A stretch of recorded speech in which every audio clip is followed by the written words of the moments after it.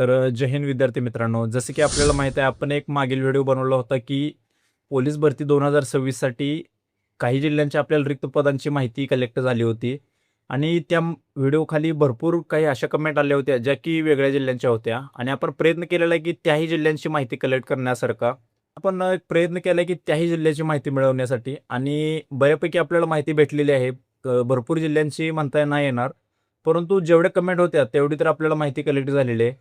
आणि त्याचबरोबर सर्वात अतिशय महत्त्वाची माहिती अशी आहे की अजून कोणी जर आपला कोणी टेलिग्राम चॅनल जॉइन केला नसेल, कारण भरपूर विद्यार्थ्यांनी अजून आपला टेलिग्राम चॅनल देखील जॉइन केलेलं नाही, तर डिस्क्रिप्शनमध्ये आपण लिंक देतो, लिंकवरून तुम्ही तो चॅनल जॉइन करू शकताय. तर आता येऊया आपण सर्वात महत्त्वाच्या मेन मुद्द्याकडे.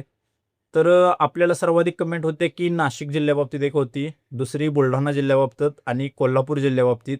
आणि आपण मागील व्हिडिओमध्ये मुंबई, पुणे, ठाणे आणि सातारा असेल किंवा भंडारा हे जिल्हे कव्हर केले होते. असं हळूहळू येणाऱ्या काही व्हिडिओमध्ये सर्व जिल्हे कव्हर होऊन जातील. तुमचा कोणताही जिल्हा असेल तर तुम्ही कमेंट करू शकताय. तर आता आपण बघूया की नाशिक जिल्ह्याबाबतीत हे तुम्ही इथे बघू शकता की नाशिक जिल्ह्यासाठी डिसेंबर 2026 पर्यंत रिक्त असणारे पदे आहेत. फक्त पोलीस शिपाईसाठी सांगतोय मी, चालक बाबतीत नंतरच्या व्हिडिओमध्ये कधीतरी सांगेन. तर पोलीस शिपाईसाठी 181 पदे रिक्त आहेत. कारण मागील व्हिडिओमध्ये मी तुम्हाला सहज माहिती दिली होती, जेणेकरून त्यावर विश्वास ठेवणं तुमचं थोडं कठीण होऊन जाईल. परंतु या व्हिडिओमध्ये तुम्ही इथं बघू शकताय की 181 पदे नाशिक शहरासाठी रिक्त आहेत.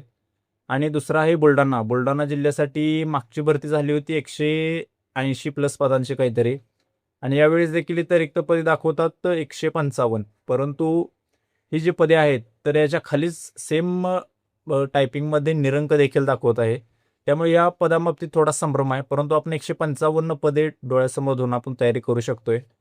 तर आता सर्वाधिक महत्त्वाचा आणि जास्त कमेंट असणारा जिल्हा आहे की कोल्हापूर. कारण कोल्हापूर बाबतीत आपण मागील व्हिडिओमध्ये बोललोय, परंतु विद्यार्थ्यांना ती माहितीच नीट समजली नाही. जसं की कारण माननीय मुख्यमंत्री जे महाराष्ट्राचे माननीय मुख्यमंत्री देवेंद्रजी फडणवीस आहेत, तर त्यांनी एक घोषणा केली होती की कोल्हापूर पोलीस आयुक्तालयासाठी आम्ही अधिकृत मंजुरी देतोय आणि त्यासाठी 3,500 समथिंग पदे ही त्याची आम्ही मंजुरी देखील देतोय.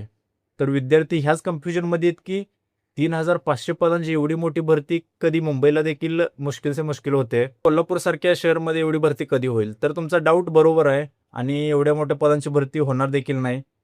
एक कॉमन लॉजिक आहे की आता समजा जर पोलीस आयुक्तालयाची एखाद्या ठिकाणी निर्मिती होते, तर त्या ठिकाणची जेवढी पदे आहेत ते सर्वच नवप्रविष्ट विद्यार्थी घेतील का किंवा नवीन विद्यार्थी घेतील का? तर त्याचं उत्तर आहे, कॉमन उत्तर आहे, अजिबात नाही. कारण त्या पोलीस आयुक्तालयामध्ये विविध स्टाफ असतात, जसे की भरती कक्ष असेल, विविध कक्ष असतात. तर या कक्षमध्ये काम करण्यासाठी जे आता डायरेक्ट जर तिथं नवीन विद्यार्थी ठेवले तर त्यांना अनुभव काय, एवढा अनुभव नसतोय.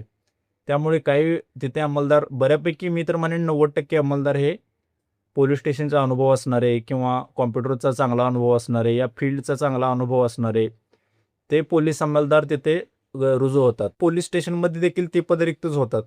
त्यामुळे भरती जास्त कमी पण पदांची निघणार नाही, जास्तीत जास्त 3,500 म्हणतात त्याही पदांची निघणार नाही. मी तुम्हाला आधीच्या व्हिडिओमध्ये सांगितले, पुन्हा एकदा रिपीट करतो की 700 ते 800 किंवा 750 पदे भरपूर आहेत. कोल्हापूर शहरासाठी एवढी पदे देखील खूप आहेत, खूप म्हणजे खूप. कारण आपण आजपर्यंत बघतोय 60, 70, 80, 90, 100 पर्यंतच तिथं काय असेल त्या जागा निघायच्या.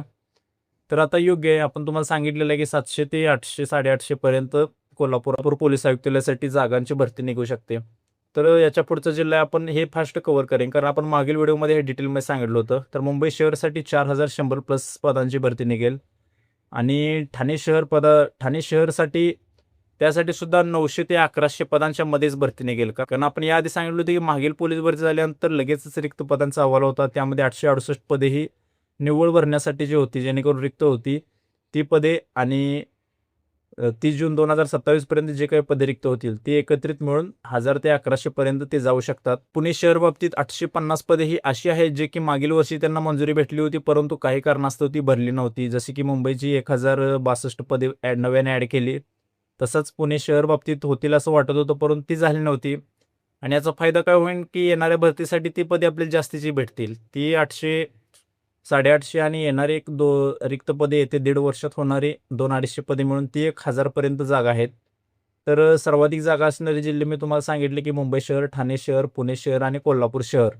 आणि बाकी मग नाशिक शहर वगैरे 181, बुलढाणासारखे 155, भंडारा जिल्हा भंडारा जिल्हा फक्त 55 आणि अशा पद्धतीची आपल्याला एवढी तर माहिती भेटलेली आहे. व्हिडिओमध्ये मी चालक भरतीसाठी आणि SRPFची काय माहिती मिळते का नक्की बघेल. तत्पूर्वी तुम्ही आपल्या टेलिग्राम चॅनल जॉईन करून घ्या आणि नेक्स्ट आपला जिल्हा कोणता किंवा तुम्हाला कोणत्या जिल्ह्याची माहिती पाहिजे नक्की कमेंट करा. मी त्या पद्धतीने प्रयत्न करेन की माझ्या पातळीवर जेवढी मला माहिती भेटते तेवढी मी नक्की तुम्हापर्यंत पोहोचवेन.